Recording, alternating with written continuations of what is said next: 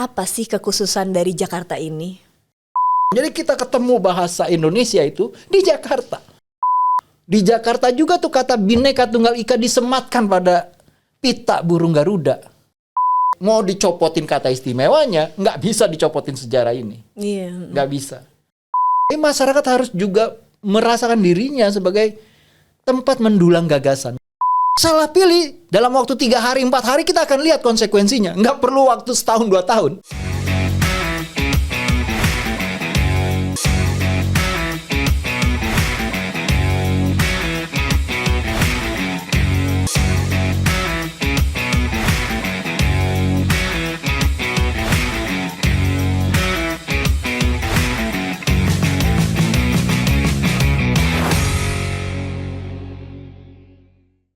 Halo teman pemilih, apa kabar? Semoga dalam keadaan sehat selalu dan tentunya semangat menjelang Pilkada 2024 di bulan November mendatang. Teman pemilih, hari ini edisi khusus, kita bisa lihat dari pakaian saya. Hari ini saya memakai busana None Jakarta. Kita lihat ya, ini sampai bawah sarungnya nih teman pemilih tuh ya. Meskipun nggak lengkap, harusnya kan ada aksesorisnya, tapi ini aksesorisnya ala kadarnya begitu teman pemilih ya. Baik teman pemilih, mengapa saya pakai pakaian None Jakarta? Karena di bulan ini, bulan Juni, tepatnya tanggal 22 Juni adalah hari ulang tahun Jakarta yang ke-497 teman pemilih. Nah, usia yang tidak muda ya teman pemilih ya. Namun yang menjadi fakta menariknya juga adalah sebentar lagi daerah ini sudah tidak lagi menjadi ibu kota, karena ibu kota akan segera berpindah ke IKN. Namun masih menjadi daerah khusus Jakarta sesuai dengan Undang-Undang Nomor 2 Tahun 2024. Teman pemilih, hari ini kita akan berbincang lebih lanjut, namun saya minta yang ada di sini cakep-cakepnya dulu ya. Saya mau mengawali dengan pantun teman pemilih. Siap ya? Yang kenceng loh cakep-cakepnya. Di pinggir kolam jualan bubur. Cakep. Buburnya dimakan di pinggir sawah. Cakep. Dari semalam ayah nggak bisa tidur. Cakep. Mau kedatangan tamu istimewa. Satu lagi ya. Di akuarium ada banyak ikan. Cakep. Ikannya dijual ke penonton orkes. Cakep. Assalamualaikum ayah ucapkan. Kepada Pak JJ Rizal di studio podcast. Yeay, kita sambut Pak JJ Rizal. Apa Terima kabar kasih, Bapak? baik-baik kabar. Itu makan bubur di pinggir sawah nggak takut kesambar? udah ini Pak, pantun kilat itu namanya Pak. Oke, saya pantun juga ya. Boleh. Kepiting menjapit kerang. Cakep. Kerang di lubang batu. Cakep. Terima kasih saya ucapkan. Cakep. Karena sudah diundang jadi tamu. Yeay. Di KPU. Keren. Iya Pak JJ Rizal, ini adalah kali kedua kita bertemu Pak. Sebelumnya mungkin Bapak sudah lupa 12 tahun yang lalu kira-kira Pak. Oh iya, zaman Jurassic itu ya. Zaman Jakarta Kumpeni. berdiri. Zaman Kumpeni, saya ke daerah Depok, ke tempat Bapak waktu itu. Jauh ya. Jauh waktu itu, sore-sore saya ingat banget hujan-hujan Pak. Untung gak sambar geledek ya. Untung gak Kan kota geledek Depok. Baik, Pak JJ Rizal, beliau adalah seorang budayawan dan sejarawan khusus daerah Jakarta ya Pak. Sebenarnya Indonesia sih macam-macam lah, yang penting dia nomor rekeningnya diisi. Tapi terkenalnya Jakarta nih dari dulu ya Pak, waktu itu masih jadi jurnalis ya Pak. Pokoknya kalau ada apa-apa tentang Jakarta, sejarawan dan budayawan, pasti Pak JJ Rizal yang top of the list. Cool. Itu di list saya Pak. Di list saya itu begitu dulu. Baik Pak, ini Jakarta sudah berusia 497 tahun. Sebentar lagi mau pindah. Kita udah nggak di sini lagi ibu kotanya, tapi di IKN. Namun nanti saat pindah berdasarkan keputusan presiden nanti ya Pak, masih menjadi daerah khusus Jakarta sesuai dengan undang-undang daerah khusus Jakarta. Pertanyaannya Pak, apa sih kekhususan dari Jakarta ini? Iya, pasti Jakarta tetap khusus, dan walaupun udah kehilangan istimewa tetap istimewa, ditambah khusus lagi sekarang karena memang secara historis dia itu istimewa dan khusus gitu. Jadi kalau kita ngomongin Indonesia nggak mungkin kita nggak ngomongin Jakarta. Kalau kita ngomongin misalnya kebangkitan nasional begitu ya, awal dari pergerakan kebangsaan kita untuk menjadi bangsa Indonesia itu kan lahirnya di Jakarta, awalnya di Jakarta, di daerah Salemba oleh siswa-siswa Stovia Sekolah Kedokteran Jawa ya, yang kemudian menjadi tokoh-tokoh pelopor nasionalisme Indonesia dan mendirikan Budi Utomo. Itu kan di Jakarta. Jadi hari kebangkitan nasional yang identik dengan pelajar-pelajar yang idealis, yang memikirkan tentang bentuk republik, demokrasi, humanisme, terus multikulturalisme begitu ya, sebagai basis dari pembelaan terhadap kerakyatan, sebagai basis dari negara baru yang berbeda dengan negara kolonial, itu kan awalnya digagas di Jakarta, siswa-siswa Stovia. Jadi itu yang kita peringati tanggal 20 Mei gitu ya, itu di Jakarta, itu istimewa buat Indonesia, khusus juga buat Indonesia, terutama tempat Jakarta karena itu. Kemudian proklamasi kita pertama, jadi orang suka salah berpikir bahwa proklamasi itu kita sekali, enggak, kita 2 kali. Proklamasi pertama sebagai nation, sebagai bangsa, itu kan juga di Jakarta tahun 28 yang mengaku berbangsa yang satu, bertanah air yang satu, dan menjunjung bahasa persatuan. Jadi kita ketemu bahasa Indonesia itu di Jakarta. Jadi gimana nggak istimewa, dan karena itu tempatnya jadi khusus dan nggak bisa dihilangkan. Dan yang ketiga, proklamasi kita kedua jadi bangsa negara Indonesia itu kan juga di Jakarta, di Jalan Proklamasi, nggak jauh dari KPU ya, kita jalan kaki sedikit nyampe ya di Jalan Proklamasi itu kan juga dilakukan di Jakarta. Lalu ketika proklamasi itu dipertanyakan dan dianggap itu hanya keinginan segelintir elit ya, dan dihadiri waktu proklamasi oleh sedikit paling cuma 300-200 orang, bilang ini hanya proklamasi yang nggak perlu dianggap, kata Belanda. Lalu muncul itu peristiwa Ikada, demonstrasi terbesar pertama di masa Republik Merdeka itu ya, tahun 19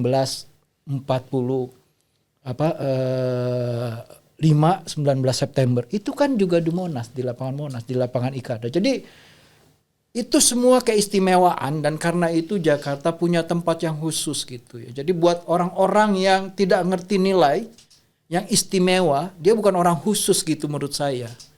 Itu jadi menurut saya orang yang tinggal di DKI itu beruntung, di Jakarta beruntung karena dia dekat dengan semua sumber nilai kita sebagai nation, sebagai state. Orang yang nggak mau kehilangan nilai sejarah kita sebagai orang Indonesia dan sebagai bangsa Indonesia, sebagai negara Indonesia, itu saya pikir harus terus dekat dengan Jakarta dan merasakan keistimewaan Jakarta agar dia sempurna dan paripurna jadi orang Indonesia, jadi bangsa Indonesia, dan jadi bagian dari negara Indonesia. Benar-benar berarti 497 tahun itu nilai historisnya ya Pak ya. Iya, itu tadi nilai yang nggak dimiliki oleh daerah yang lain, kota yang lain, dan itu hanya dipunya oleh Jakarta. Karena itu dia tetap istimewa walaupun kehilangan keistimewaan. Dan dia tetap menjadi khusus. Karena apa? Karena memang keistimewaan itu membuat dia khusus. Nice Pak, saya tadi menarik banget apa Pak, sempurna dan paripurna. Itu words of the day teman pemilih. Baik teman pemilih, terima kasih ya yang masih setia bergabung. Jangan lupa like, subscribe, dan komen podcast KPU RI di kanal YouTube Komisi Pemilihan Umum Republik Indonesia. Kita lanjut lagi. Baik Pak, itu kan tadi kekhususan Jakarta. Kalau masyarakatnya bagaimana Pak perkembangannya dari masa ke masa? Nah, yang menarik juga Jakarta itu keistimewaannya, dan karena itu dia menjadi sangat khusus ya, bernilai begitu luar biasa. Karena orang Indonesia tuh nggak lahir di mana-mana, orang Indonesia tuh lahirnya di Jakarta. Dan itu ada studi dari Lancaster ya, namanya Profil Etnik Jakarta. Jadi dia melihat proses Indonesia ini adalah proses kosmopolitanisme. Jadi orang dari mana-mana datang berkawin-mawin, bertukar kebudayaan. Misal ada di Jakarta tuh ada Kampung Bali, Kampung Jawa, Kampung Ambon, Kampung Bandan, ya, ada Pecinan, ada juga Kampung Arab ya, kayak Krukut begitu ya. Tapi pertanyaannya adalah mereka berkawin-mawin, bersilang budaya juga gitu. Dan kemudian misal yang Jawa kawin dengan yang Bali kawin dengan yang Ambon kawin dengan yang Batak, yang Bandan kawin dengan yang Cina gitu. Anaknya nggak bisa bahasa Bandan, nggak bisa bahasa Cina. Yang Arab kawin sama ini nggak bisa bahasa Arab. yang Jawa kawin sama Sunda nggak bisa bahasa Jawa, nggak bisa bahasa Sunda begitu. Pertanyaannya nih, hamba Allah siapa? Hasil perkawinan ini. Kemudian ada polling atau sensus tahun 30, tiba-tiba di Jakarta ini ada sekumpulan hamba Allah yang nggak bisa diidentifikasi dia etniknya apa. Cina bukan, Arab bukan, Melayu, Jawa bukan, Sunda bukan, Ambon bukan. Tapi berbahasa Melayu, bahasa Melayunya juga aneh begitu. Tapi dia bukan orang Melayu gitu. Jadi ini siapa? Kemudian disebutlah itu sebagai Batavian. Nah, Lancaster bilang inilah asal usul orang Indonesia. Dia percampuran, dia kayak belanga, gado-gado yang diaduk begitu ya. Dan dia menjadi bentukan baru. Nah, bentukan baru itu yang dibilang orang Indonesia. Jadi kalau mau tahu siapa orang Indonesia itu, ya harus tahu Jakarta. Kalau nggak tahu Jakarta, nggak bakal bisa jadi orang Indonesia. Dan lingua franca atau bahasa pergaulan orang Indonesia ini, itu pemerintah kolonial berusaha memasukkan melalui ejaan Pan-Ofusian untuk melawan bahasa Melayu rendah yang kemudian dipilih oleh Kongres Pemuda tahun 28 menjadi bahasa persatuan ya. Bukan bahasa yang satu tapi bahasa persatuan. Dia menghargai bahasa-bahasa ibu yang lainnya. Dia coba tuh halangi ini. Tapi nggak bisa. Ini menjadi bahasa pergaulan yang diterima dan sampai sekarang yang berkembang bukan bahasa Indonesia EYD. Kan pasti kamu nggak kamu aku kan sehari-hari. Apa ngomong kamu aku dikau gitu kan enggak. Pasti lu gue kan. Ya, iya. Itulah lingua franca dan itu bahasa apa? Bahasa Melayu dialek Jakarta. Di seluruh Indonesia orang berlu gue, mau di Jogja. Presiden pidato pakai masupin, keluarin. Iya kan? Pakai dong, pakai ke apa dong? Iya dong, apa kek begitu. Nah, kita bisa melihat bahwa orang Indonesia lahir di Jakarta dan karena itu mereka juga punya akar untuk menggunakan bahasa sebagai pergaulan se-Indonesia. Itu bahasa yang berkembang dan disebut Melayu dialek Jakarta. Itu lingua francanya. Bahasa EYD-nya ada di sekolah-sekolah. Tapi keluar dari sekolah ya dia akan berbahasa lingua franca yang sebenarnya yang disebut sebagai Melayu dialek Jakarta. Itu istimewanya Jakarta. Mau dihilangin ada undang-undang baru, nggak bisa ngilangin keistimewaan itu. Termasuk masyarakat dan budayanya ya Pak ya? Itu nggak bisa dihilangkan. Menarik ini. Lantas kalau sekarang masyarakat Jakarta itu karakternya bagaimana Pak? Nah, karakter masyarakat Jakarta seperti karakter masyarakat Indonesia. Yang pertama dia itu bukan hanya plural. Bukan hanya beragam. Dia multikultural pasti dia budaya macam-macam karena gado-gado. Si Jawa kawin sama Melayu, Melayu kawin sama Bali, Bali kawin sama Cina. Ini menerima kebudayaan segala macam dan akhirnya membentuk kebudayaan bersama ya yang disumbangkan dari kebudayaan mereka yang terbaik begitu. Karena mereka asalnya beragam-ragam, maka inklusivitas atau keterbukaan itu ya. Keberagaman, pluralisme dan multikulturalisme dan bahkan di atas itu yang disebut interkulturalisme ada berkawin mawin budaya gitu, saling silang budaya begitu. Itu menjadi identitas dasarnya. Karena itu di Jakarta juga tuh kata Bhinneka Tunggal Ika disematkan pada pita burung Garuda, lambang negara kita. Itu di Jakarta. Walaupun yang buat namanya Sultan dari Kalimantan, tapi kata-kata itu lahir di Jakarta gitu. Karena melihat perkembangan sejarah di Jakarta, orang Indonesia lahir dari perkawinan segala macam bangsa. Jadi etnik itu pelan-pelan dia menjadi bagian kedua, walaupun dihargai, dijunjung sangat tinggi, karena itu sumber kebudayaan buat kita berproses dan berdialog dengan kebudayaan luar. Tapi kita melihat keberagaman itu betapa penting.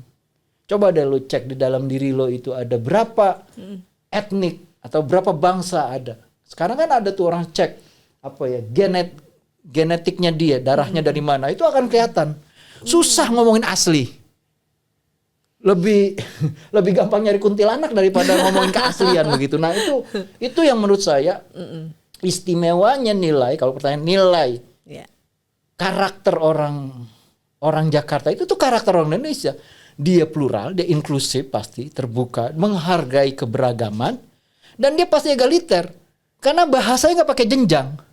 Itu kan kenapa bahasa Melayu dialek Jakarta itu menjadi lingua franca karena dia nggak pakai jenjang, nggak ada kromo, nggak ada ngoko, kromonya nggak ada kromo inggil, Ya bahasa Sunda juga ada jenjang-jenjangnya. Nah di dalam bahasa Melayu dialektik nggak ada jenjang, sangat demokratis. Jadi sudah inklusif, menghargai keberagaman, terbuka, menghargai keberagaman, demokratis karena nggak ada jenjang dari berbahasa. Jadi semua nilai ini nilai yang disebut sebagai nilai-nilai dasar kita sebagai orang Indonesia, iya kan? Nah itu yang menurut saya karakter yang istimewa dari sejarah nasionalisme kita. Kenapa dia bisa berkembang dan Jakarta menjadi kota juang istilahnya. Juang apa? Juang nilai. Nilai yang nilai semua itu. Karena itu nggak cocok kolonialisme di sini, walaupun ibu kotanya di sini. Jadi pertempuran menghadapi kolonial Belanda kan paling besar di ibu kotanya, di Batavia.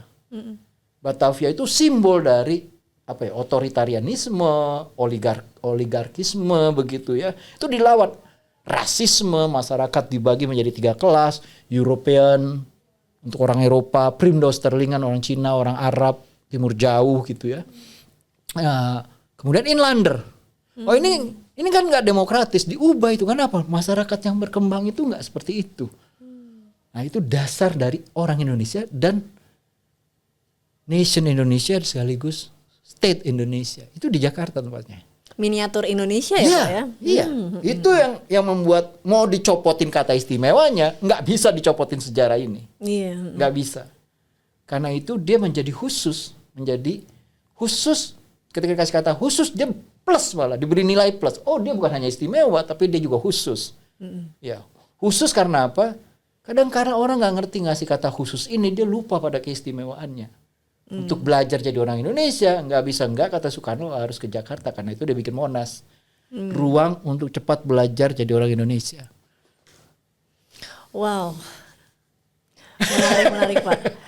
Satu yang saya garis bawahi Pak, jadi dari segi sosiokultural ini masyarakat Jakarta ini sudah demokratis Pak. Lantas apakah dari segi kepemiluan juga sudah demokratis? Kita break dulu Pak, jangan kemana-mana teman pemilih. Pantun lagi ya biar seru. Pak Nori nonton Barcelona. Nontonnya sambil jungkir balik di Senggigi. Teman pemilih jangan kemana-mana. Ayo bakalan balik lagi. Jangan kemana-mana teman pemilih, tetap stay tune di podcast KPRI.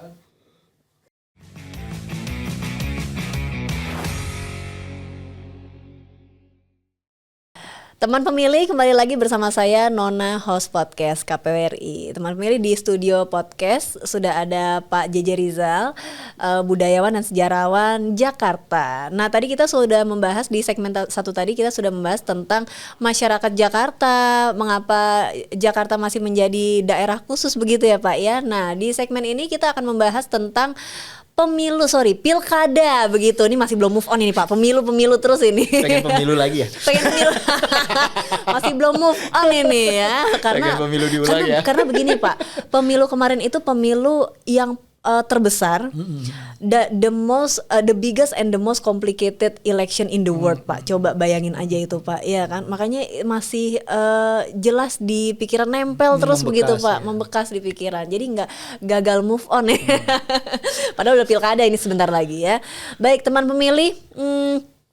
Pak, jadi tadi kan kita sudah bahas tentang masyarakat ya Pak ya, dan kekhususan Jakarta.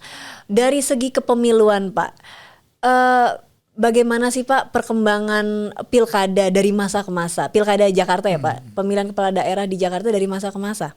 Ya gagasan pemilu itu kan pertama juga yang menarik dari Jakarta kan. Ketika dia jadi ibu kota awal merdeka, kemerdekaan itu buah dari nasionalisme, dan nasionalisme itu antitesis dari kolonialisme, karena di dalam sistem kolonial itu nggak ada keadilan, otomatis nggak ada demokrasi, dan kunci demokrasi itu adalah pemilihan.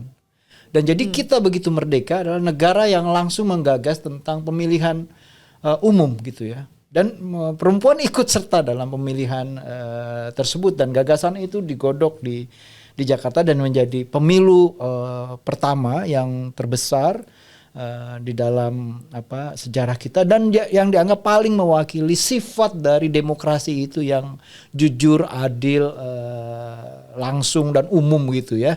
Jadi aspek keadilannya itu ya aspek yang paling penting dari pemilu sebagai manifestasi demokrasi. Jadi ketika ada pemilu dan sebutan the biggest The biggest and the most complicated election in the election world. itu bayangin semangat demokrasinya dalam kata itu. Di tahun 98 menuntut hanya jeda setahun, Habibie amanahnya yang pertama terbesar adalah membuat pemilu yang jujur dan adil. Itu kuncinya dan dibuat pemilu itu. Partai-partai sekarang nggak 3 lagi. Dulu kan partai dibatasi hanya boleh 3. Di mana-mana bertemu partai sebagai manifestasi dari masyarakat yang ingin mengungkapkan dirinya. Nah, itu kelihatan sekali gitu di tahun 55 dan di tahun 1999. Itu pengalaman Jakarta. Kan ada aspirasi putra daerah, orang Betawi gitu yang nggak beri tempat. Atau juga di mana suara-suara di luar dari kepentingan elit yang ada di sekitar Cendana begitu terkait dengan pilkada begitu, itu nggak ada. Nah karena itu tuntutan pertama adalah bukan hanya pemilu untuk presiden, tapi juga pemilu untuk kepala daerah. Dan sejak saat itulah orang Betawi itu bisa ngomong, oh bisa juga jadi gubernur. Jadi ada aspirasi seperti itu dan menurut saya mulai politik demokrasi di mana persoalan kerakyatan itu terutama politik kota. Kota kan juga perlu politik soal drainase, soal banjir, soal urbanisasi, soal kemacetan dan sistem transportasi. Itu kan juga harus dibicarakan. Jadi dalam sejarahnya menurut saya itu menggambarkan keistimewaan dan kekhususan Jakarta karena sukar dimiliki oleh daerah yang lain menurut saya, ya. Wah menarik ya Pak. Kalau dari kacamata Bapak, mana sih di pemilihan kepala daerah Jakarta yang paling berkesan banget Pak? Ya, Dan mengapa? Yang saya pikir setiap pilkada, terutama pilkada awal ketika tahun 1999 begitu ya, kita tuh belajar bahwa ada aspirasi putra daerah, maka majulah namanya Pauji Bowo dan menang jadi gubernur. Tapi juga kita belajar belum tentu kalau gubernurnya putra daerah itu aspirasi warga masyarakat Betawinya itu terwakili gitu. Tapi justru kita bisa ngeliat, oh justru dulu waktu pemilunya pilkadanya belum ada, gubernur justru sangat perhatian terhadap Jakarta, namanya Ali Sadikin. Ya. Jadi ada sebaliknya. Jadi belum tentu kalau dia putra daerah itu dia bisa membawa aspirasi daerah.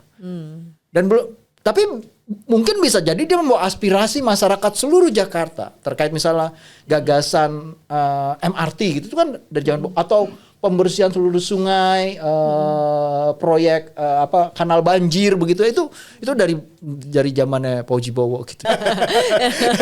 Nah, ini jadi persoalan-persoalan yang menurut saya problematik begitu ya dan masyarakat harus belajar dari pilkada Jakarta bahwa masyarakat tugasnya bukan hanya waktu pilkada, tapi pasca pilkada itu harus bertugas. Jangan pernah bicara di Jakarta itu mau masyarakat hanya dijadikan tempat mendulang suara. Masyarakat hanya urusan hitungan suara. Tapi masyarakat harus juga merasakan dirinya sebagai tempat mendulang gagasan. Jadi dia harus jaga gagasan karena persoalan-persoalan Jakarta. Mau dia masih daerah istimewa atau daerah khusus, itu rumitnya sama. Mau pindah dari daerah istimewa menjadi khusus, banjir akan tetap ada. Kemacetan akan tetap ada. Urbanisasi tetap nggak akan. Gentrifikasi tanah yang mahal, lu belum tentu bisa punya rumah di Jakarta itu sudah pasti. Kerja setengah mati pasti tinggalnya di Bojong Kenyot, iya kan? Atau di Parung Bingung begitu kan? Iya, tapi komuter bangunnya jam 3 pagi, pulang jam 2 malam gitu. Ya kayak gitu. Transportasi publik yang kacau misalnya, itu akan tetap ada karena itu. Publik menurut saya jangan hanya ikut pilkada, tapi pasca pilkada itu juga harus sadar bahwa mereka perlu membela gagasan, bukan orang. Baik, satu pertanyaan lagi Pak. Ini untuk teman pemilih. Jadi kita itu ada sapaan khusus Pak. Pemilih kita panggilnya teman pemilih begitu. Nah ini kan kita mau melakukan pilkada lagi ya Pak. Di bulan November 2024 tahun ini. Apa pesan untuk teman pemilih Pak jelang pilkada nanti? Yang menurut saya sekarang adalah pertanyaan besarnya, kita balik lagi pada Jakarta, dia istimewa karena dia melakukan pemilu pertama nasional dan itu tonggak dari jurdilnya, demokratisnya, kejujuran dan keadilannya. Itu syarat pertama menurut saya. Sebelum siapapun memilih, semua calon harus memenuhi syarat dia jujur, dia adil, dan dia bagian dari penegakan sistem demokrasi. Kalau dia belum nyalon, dia tidak bertindak adil dan jujur, ya itu nggak bisa dipilih menurut saya. Karena sejarahnya, kita mendurhakai akar dari sejarah kenapa pemilu itu ada. Kenapa kemudian pemilu 99 itu bukan hanya pemilu nasional secara langsung presidennya, tapi juga pemilu kepala-kepala daerah itu diadakan secara langsung karena menuntut keadilan. Ya, menuntut penegakan demokrasi, di mana semua calon yang pertama menurut saya diperhitungkan bukan potensi dia menang atau kalah, tapi dia melakukan itu dengan cara yang jujur tidak, dengan cara yang adil tidak. Kalau dia bertindak sebaliknya, berarti dia menjadi hama terhadap demokrasi, bukan pupuk yang menyuburkan demokrasi. Itu berbahaya menurut saya. Jadi pesan buat pemilih adalah lihatlah calon bukan potensinya, tapi cara dia menuju dan mendapatkan kesempatan untuk ikut andil dalam pemilu. Itu syarat pertama dilakukan dengan jujur dan adil atau tidak. Ya, kalau itu dilakukan dengan benar, dia menjadi bagian dari demokrasi. Dia boleh ikut pesta demokrasi. Tapi kalau enggak, ya dia harus perboden. Kalau untuk menggunakan hak suaranya boleh di ini nggak Pak ke teman pemilih? Saya pikir kita semua harus menggunakan hak suara kita. Ya, kenapa kita harus menggunakan hak suara kita? Karena pemilu itu menentukan aspirasi kita ke depan. Salah pilih dalam waktu 3 hari, 4 hari kita akan lihat konsekuensinya. Nggak perlu waktu setahun, 2 tahun. 2 hari, 3 hari politisi itu bisa melakukan segala macam gitu. Nah jadi menurut saya kita harus menggunakan hak pilih kita dengan sadar, dengan insaf, dan dengan bersemangat. Bahwa kita percaya demokrasi. Ya. Dan kedua, kita bagian dari tanggung jawab atas pilihan kita. Karena itu kita harus serius memilih orang. Nah jangan tidak serius. Ya, kalau politik uang itu bagian dari ketidakseriusan itu kan. Kalau lu termakan politik uang, lu bagian dari ketidakseriusan itu. Lu menjadi bagian dari hama demokrasi. Lu menjadi bagian yang meruntuhkan kejujuran dan keadilan yang menjadi sifat dasar dari pemilu. Mau pilkada, mau nasional. Nah jadi intinya adalah bukan hanya saat pemilu kita seperti memberikan amanah, tapi juga pasca pemilu kita harus jagain amanah kita. Karena kalau kita memberikan amanah kepada orang yang salah dan kita nggak jaga amanah itu, wah itu kita dosanya sangat besar. Orang yang orang yang gagal memegang amanah itu tanda-tanda orang munafik. Tapi orang yang salah menjaga amanah, jangan-jangan juga lebih munafik. Baik, terima kasih Pak JJ Rizal sudah meluangkan waktunya berdiskusi dengan teman pemilih semuanya di studio podcast KPRI. Saya akan menutup dengan pantun lagi Pak. Ini full of pantun hari ini ya. Ayo jangan lupa cakep-cakepnya, saya minta cakep-cakepnya ya. Kerawa badak beli roti buaya. Abis itu beli nasi uduk 5 yeye. Teman pemilih terima kasih ya. Sudah setia mantengin podcast Aye. Satu lagi biar Afdol. Ke Cikupa bareng Abang Malih. Bang Malihnya malah ngajakin bukber. Jangan lupa gunakan hak pilih di Pilkada serentak tanggal 27 November. Terima kasih teman pemilih yang sudah setia bergabung. Saya Nona Evita, host podcast KPRI, pamit undur diri. Sampai jumpa di episode berikutnya. Podcast KPRI terdepan bicara kepemiluan. Sampai jumpa. Terima kasih Bapak.